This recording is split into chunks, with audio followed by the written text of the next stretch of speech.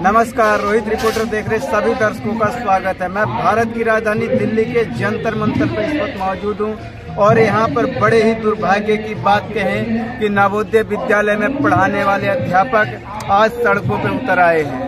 यहाँ पर हजारों की संख्या में नवोदय विद्यालय के शिक्षक उतरे हुए हैं। आइए, हमारे साथ में अध्यापिका मौजूद हैं, इनसे हम बात करके और आपको परिचय कराते हैं। इनका क्या नाम है, कहाँ रहते थे, किस तरीके के बच्चे को पढ़ाते थे।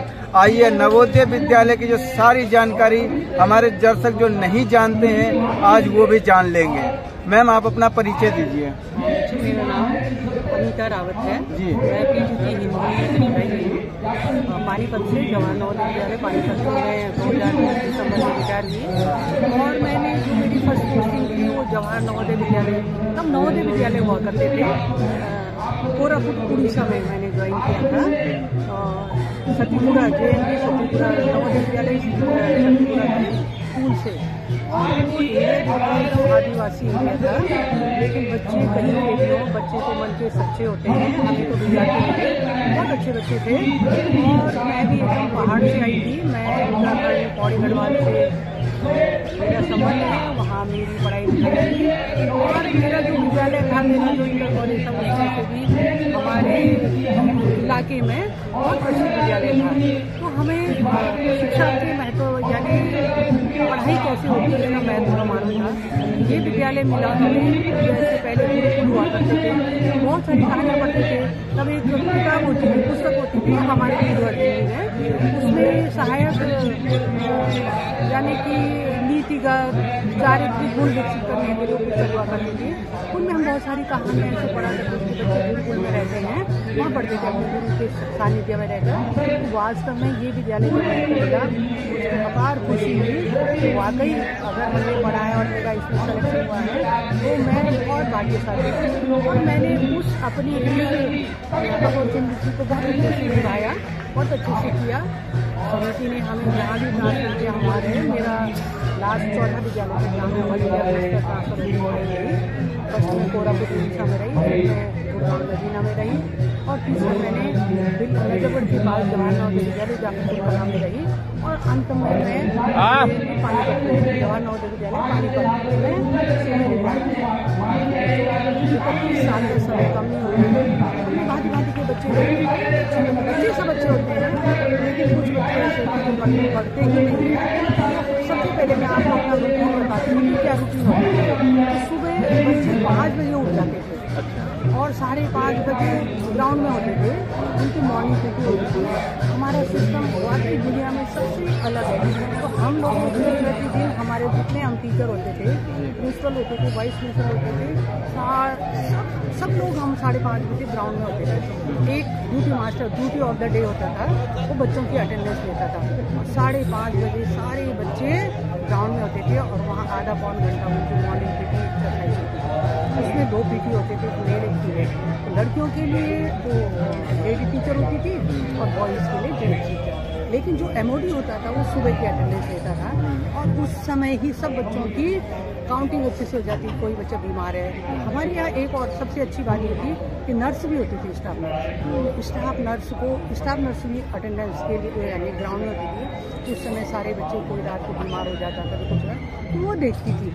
मतलब हम लोग हमारे यहाँ प्रिंसिपल से लेकर पियोन तक सब अप टू डेट ड्यूटी पर होते थे। यानी कि हमारी 24 घंटे की ISO IPS हो, प्रधानमंत्री हो, कोई भी हो, उनकी ड्यूटी टाइम होता है, या यानी ऑफिस जाते हैं लोग, अपना काम करते हैं। लेकिन हम नवोदय विद्यालय के टीचर होते हैं, कोई टाइम नहीं, हमारी अपनी फैमिली लाइफ की सोचती नहीं। हम ये सोचते थे हाउस सिस्टम होते थे, बच्चे रहते थे, गर्ल्स के लिए अलग, बॉयज़ के हॉस्टल वगैरह सब होते हैं।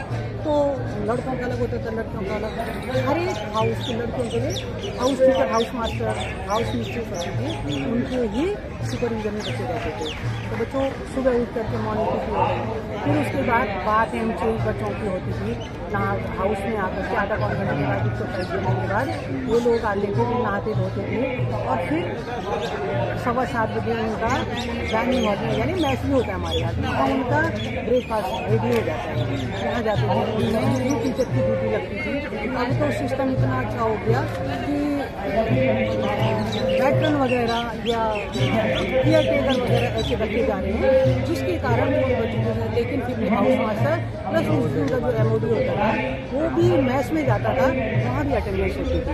जो कैटरिंग वहाँ भी खान पान विभाग भी होता है हमारा, वहाँ कैटरिंग होते हैं, वो कैटरिंग के सुपरवाइजर होता है, मैस में हेल्पर, मैस कुक वगैरह सब होते हैं, वो सारे खाने का हमारे अप टू डेट। हमारी 4 दीवारी हमें की, कहीं हमें ज़्यादा जमीन मिलती, कहीं कम मिलती, तो कम से कम 25-30 एकड़ जमीन हमारे पास होती थी और हमारा अपना टाइम पास होता था।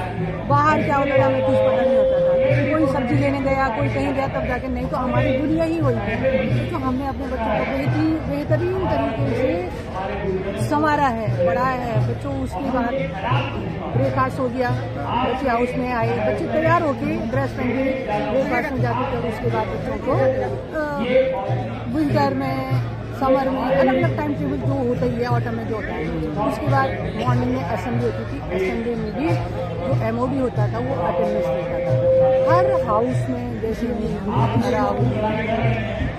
उदयगिरी इस तरह से लड़कों के लिए लड़कों के हाउस प्रिफेक्ट बनाया जाता था, वो अपने हाउस में अटेंडेंस देता था। बाई चांस कोई बच्चा बीमार है, उस समय एक पोजीशन मिल जाती है कि ये बच्चा बीमार है और स्टाफ नर्सिंग के पास वो नर्सिंग रूम में है, मेडिकल रूम में है, तो वहाँ से प्रिंसिपल को भी अटेंडेंस। उस समय प्रिंसिपल हमने सब हाउस मास्टर अपने अपने हाउस के आगे साइन करते, काउंटर पे उसके जो बने हुए होते कॉलम पे आप तुरंत प्रिंसिपल को रिपोर्ट हमें उसी समय हम तुरंत RO में रिपोर्ट करते थे। बच्चे हमारे जो बच्चा 2-3 दिन से ज़्यादा छुट्टी हो जाता है उसको तुरंत रिमाइंडर देते बच्चा स्कूल में है, क्या बात है। या सपोज हमने उसको घर भेजा बीमार की अवस्था में, क्योंकि हम फर्स्ट एड दे सकते हैं, या इमरजेंसी में डिस्ट्रिक्ट हॉस्पिटल ले जाते थे, तो सब लोग हमको खूब कॉपरेट करते थे। DC सब जो DM वगैरह होते वो भी करते हैं, डिस्ट्रिक्ट हॉस्पिटल वाले भी करते हैं, तो वो सब देख करके बच्चों को हम उनके माँ कहीं कंडीशन ज़्यादा बिगड़ने वाली होती है तो बच्चों को उनके माँ बाप से हैंड ओवर कर देते हैं। घटनाएँ दुर्घटनाएँ तो होती रहती हैं, पर कोई बात नहीं, क्या करेंगे। तो बच्चों फिर उसके बाद हमारा एकेडमिक शुरू हो जाता था 8 साढ़े 8 बजे से। तो सब विंटर में 9 बजे से 10 बजे जैसे 1:30 बजे हमारा 1:30 बजे हमारा लंच हो जाता था। मैडम एक मैं सवाल लेना चाहूँगा इसमें कि नवोदय विद्यालय के अंदर जो बच्चे का एडमिशन होता है, एक गरीब फैमिली, एक गरीब बच्चा किस तरीके से एडमिशन ले, क्या योग्यता होनी चाहिए, ये थोड़ा बताएं आप। ये बहुत अच्छा प्रश्न पूछा तुमने, बहुत लोगों को पता नहीं होता है। जो बच्चा बच्चा लगातार 3 से 5वीं तक कंटिन्यूस होना चाहिए, और जिस जिले में नवोदय में वो अप्लाई करना चाहिए उसी जिले में 5वीं में एटलीस्ट होनी चाहिए। अच्छा। दूसरी बात, उसकी जो पढ़ाई की स्टडी की जो ब्रेक नहीं होनी चाहिए। सपोज वो फेल हो गया, एक दिन उसने स्कूल छोड़ दिया, तो वो जब बच्चा 5वीं पढ़ता है तब वो ये टेस्ट दे सकता है। इसके लिए जुलाई अगस्त हमारे गाइडलाइन रहती है कब भरनी क्या भरनी, ठीक है ना। इस तरह से बच्चा टेस्ट दे सकता है, और उसके लिए सैंपल पेपर उस फॉर्म में दिया रहता है। फिर आजकल तो कोचिंग वाले सब गाइड वगैरह निकाल देते हैं, तो वो सब आप अप्लाई कर सकते हैं या तैयारी कर सकते हैं। कुछ ऐसा कठिन पेपर नहीं होता है, हिंदी, इंग्लिश और जनरल साइंस और जनरल स्टडी होती है। और हाँ, वो होते हैं मानसिक क्या कहते हैं इसको, एप्टीट्यूड करके टेस्ट, वो क्वेश्चन होते हैं, 100-150 क्वेश्चन होते हैं। जी छोटा बच्चा है, उसका दिमाग तो बहुत अच्छा होता है, वो सीख जाता है। मेंटल एबिलिटी वाले भी होते हैं, जैसे आपने जो ग्राफ बना रहता है इस तरह से रहता है उसके हिसाब से। तो हमारे यहाँ 3 बार चांस मिलते हैं, 6वीं में तो मिलेगा 80 बच्चों के लिए। उसमें ये ज़्यादातर रूरल और अर्बन के लिए, रूरल यानी ग्रामीण बच्चों के लिए ये ज़्यादा है, क्योंकि शहरों में तो पब्लिक स्कूल है, गाँव के बच्चे कहाँ रह जाते हैं, उनको ये सारी सुविधाएँ नहीं मिल पाती है, जिसके कारण वो रह जाते हैं। इसलिए सरकार ने सोचा था कि गाँव के बच्चों को भी अच्छे स्कूल में उनकी प्रतिभा को निखारने के लिए। पर 1 मिनट मैं रोकना चाहूँगा कि जो गांव के बच्चे हैं वो नवोदय स्कूल तक पहुंच ही नहीं पाते हैं, बहुत से बच्चे गांव के अंदर ही रह जाते हैं, तो उनके लिए जो है कि तमाम तरह कहते हैं डॉक्यूमेंट्स ये नहीं है, सही है, वो सही नहीं है, ये क्या है? गाँव में हम खुद हमारे टीचर जाते हैं उनके स्कूल के जो प्राइमरी स्कूल, क्योंकि 5वीं तक तो प्राइमरी होता है, प्राइमरी स्कूल में वो बच्चे क्या करते हैं, मतलब उन टीचरों को हम फॉर्म ले आते हैं। उसके लिए हमने डिस्ट्रिक्ट एजुकेशन ऑफिसर यानी कि DO के थ्रू और फिर प्राइमरी स्कूल के हेडमास्टर के थ्रू हम ये फॉर्म भरवाते हैं। वहाँ वो अपने बच्चों को ये फॉर्म भराते हैं, जो भी कुछ परेशानी होती है या वो टीचर नहीं समझ पाते हैं तो वो हमारे पास ही जाते हैं, दूर करते हैं। उसमें कंडीशन यही है कि बच्चा रेगुलर होना चाहिए, 3वीं 4वीं 5वीं। फेल वाले बच्चे के लिए कोई चांस नहीं है, यानी कि ईयर गैप भी नहीं होना चाहिए, ठीक है। तो वो हेडमास्टर बहुत सारे स्कूलों से जितने बच्चे होते हैं 5th में वो सब के फॉर्म आ जाते हैं, वो भरवा देते हैं। वो सिंसियर टीचर भी होते हैं। कहीं कहीं क्या होते हैं कि कोई प्राइवेट जो कोचिंग चलाता है वो भी भरवाता है बच्चों से।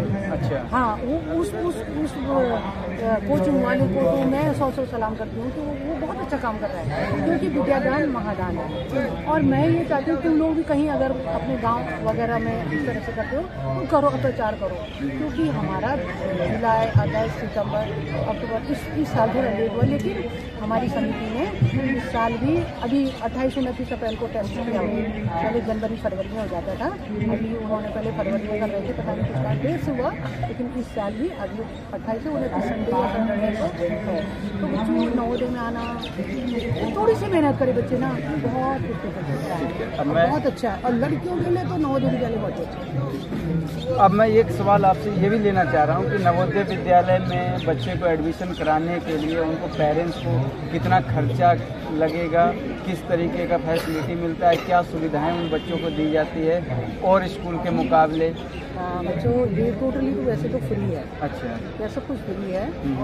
अब लेने लग गई है समिति, मतलब भारत सरकार ने कुछ निकाला या नवोदय विद्यालय समिति ने कुछ निकाला। उसमें क्या है, जनरल और OBC को फीस पड़ती है और SC ST को तो कुछ फीस नहीं है और कुछ भी खर्चा नहीं है।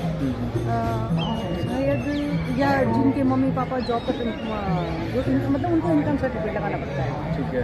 और जो बच्चा वो है गरीब या पॉवर्टी लाइन वाला या कुछ, उनको भी एक सर्टिफिकेट लाना पड़ेगा। तो जनरल कास्ट में उसके लिए भी रिलैक्सेशन है, लेकिन जनरल और OBC बच्चों को फीस पड़ती है, SC ST को नहीं पड़ती है। हाँ, और उसके बाद मंथली बच्चों के लिए उन बच्चों को पूरी बुक्स फ्री मिलती हैं, नोटबुक फ्री मिलती है, एवरी थिंग, यानी कि pen, pencil, rubber, geometry box, drawing की मतलब एक्स्ट्रा है। यूनिफॉर्म फ्री मिलती है। बच्चे गेम्स स्पोर्ट्स में जाते हैं, उनको लेकर विश्वविद्यालयों में जाते हैं, वो भी फ्री होता है। खाना पीना तो फ्री है। माँ बाप को अपने आने जाने का ही खर्चा लगता है और बस SC ST को कोई फीस नहीं लगती है। जनरल OBC को लगती है शायद पहले 600 थी, 1200-1500 ऐसे कुछ हो गई है, तो इतनी ज़्यादा भी नहीं। अब देखिए पब्लिक स्कूलों में तो देखिए 5-6 हज़ार तो नॉर्मल है, प्लस एडमिशन के समय उनका अलग होता है। हमारा ऐसा कुछ नहीं है। और यदि कोई व्यक्ति नवोदय के विद्यालय में एडमिशन के नाम पे पैसा लेता है तो बहुत बहुत बहुत गलत है। उसके विषय में तो आप लोग DC जो DM है उसको भी आप रिपोर्ट कर सकते हो, या हमारे नवोदय विद्यालय समिति को भी आप, क्योंकि नवोदय विद्यालय समिति का जो परफॉर्मेंस यानी कि अप्लाई करने के लिए है उसमें आप सब कुछ पूछ सकते हैं, क्योंकि आप तो RTI में सब कुछ कर सकते हैं। लेकिन ये नहीं हो सकता है, कोई पैसा नहीं ले सकता है। टीचर वहाँ जो रहने वाले टीचर हैं वो भी नहीं लेते हैं, फ्री ऑफ कॉस्ट हम लोग सलाह मशविरा देते हैं, बच्चों को गाइड करते हैं। किसी को भी कुछ लेना है तो टोटली फ्री है, और ऐसी संस्था तो विश्व में कहीं भी नहीं है। बच्चों में JNV जाफरपुर में थी तो उस समय हमारे देश में मतलब कांग्रेस की सरकार थी, तो राहुल गांधी ने हमारे नवोदय विद्यालय के को देख करके वहाँ के अमेरिका के जो विदेश मंत्रालय में थे राजदूत मिस्टर तिमोथी, उसको जाफरपुर में भेजा था। उसने आकर के हमारे विद्यालय को देखा था, और इसकी बातें राजनीति की बातें कर रहे हैं, लेकिन वो भी बहुत इंटरेस्ट हुआ और उसने बहुत सराहनीय किया। आप YouTube पे देख सकते हैं, हमने डाला हुआ है सारा प्रोग्राम, वो भी उसमें है। लेकिन उसके बाद क्या हुआ हम नहीं जानते हैं, हम तो खैर सरकारी मुलाजिम हैं, लेकिन मैं कहूँगी जिसके बच्चों का नवोदय में अगर सिलेक्शन हो जाता है वो माँ बाप निश्चिंत हो जाए। वो कहते हैं कि नौकरी कैसे मिलेगी उनको। अरे नौकरी तो किसी को भी नहीं मिलती। पब्लिक स्कूल में इतना पैसा लगाती है, आप उसमें पढ़ के बच्चे को नौकरी थोड़ी मिलती है। ये संरक्षण का, लेकिन 12th तक नवोदय में पढ़ते जो बच्चा शिक्षा तालीम लेता है ना, वो कहीं भी लड़के नहीं जाता।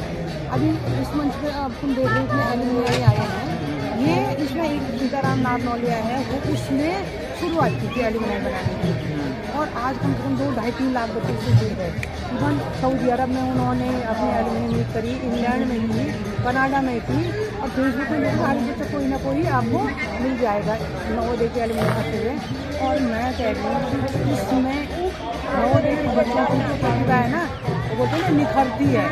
निखरने की वजह मैं तो बोलती हूँ 4 चांद लगते हैं, एकदम सूरज की तरह चमकने लगता है। फिर मैं एक बार अपने दर्शकों को बता देना चाहता हूँ कि जो नवोदय विद्यालय के अंदर अपने बच्चों को पढ़ाना चाहते हैं, मैडम ने आज एक चीज़ तो क्लियर कर दिया है कि उनमें कोई फीस नहीं लगती है। जनरल कैटेगरी के लिए थोड़ा बहुत फीस लगता है और ओबीसी के लिए और SC ST के लिए बिल्कुल निःशुल्क है। तमाम तरह की सुविधाएं दी जाती है। और मैडम का ये भी कहना है कि पेरेंट्स नवोदय विद्यालय में एडमिशन कराने के बाद उनके भविष्य के लिए चिंता ना करें। पर मैडम एक बात बताएं कि जब इतनी सारी सुविधाएं अच्छी मिल रही है, तो आज अध्यापक जो है जो सड़कों पर क्यों उतरा है?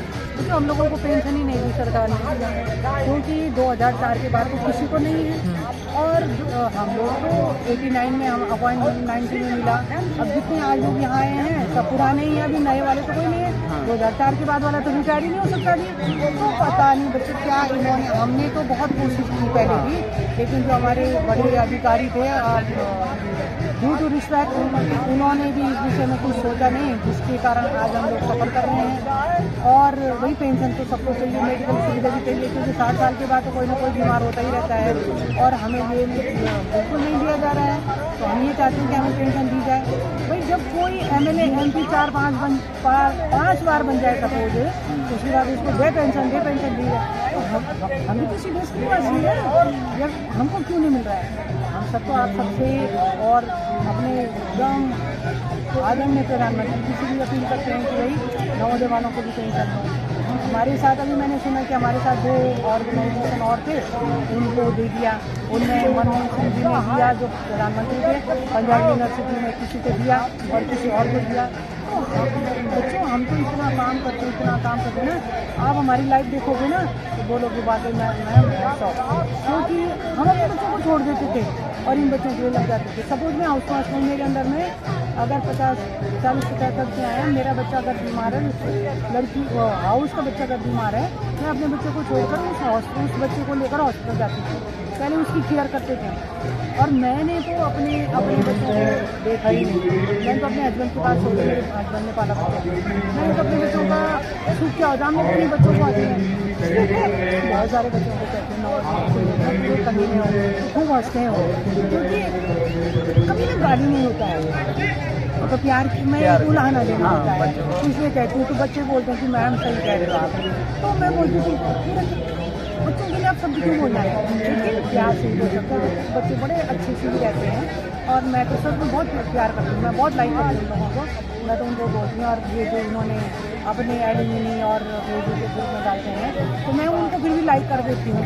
चलो कुछ नहीं, हमको नहीं जानते हैं मतलब, लेकिन सचमुच नवोदय विद्यालय खोल करके भारत सरकार ने बहुत बड़ा अच्छा काम किया, बहुत सारे बच्चों का भविष्य बन गया। मैं तो बोलती हूँ अभी भारत सरकार प्रधानमंत्री जी ने और योगी जी ने अटल विद्यालय खोले हुए हैं। हम सबको आमंत्रित किया, पर हम तो नवोदय में इतना ज़्यादा भार बोझ से बोझिल हो गए कि अब हम कहीं नहीं जाना चाहते हैं। लेकिन ऐसी संस्थाओं को आगे बढ़ाने का प्रयास करना चाहिए। मैं तो कहती हूँ पेंशन दे दो बहुत सारे लोग और ये बहुत बहुत धन्यवाद देते हैं।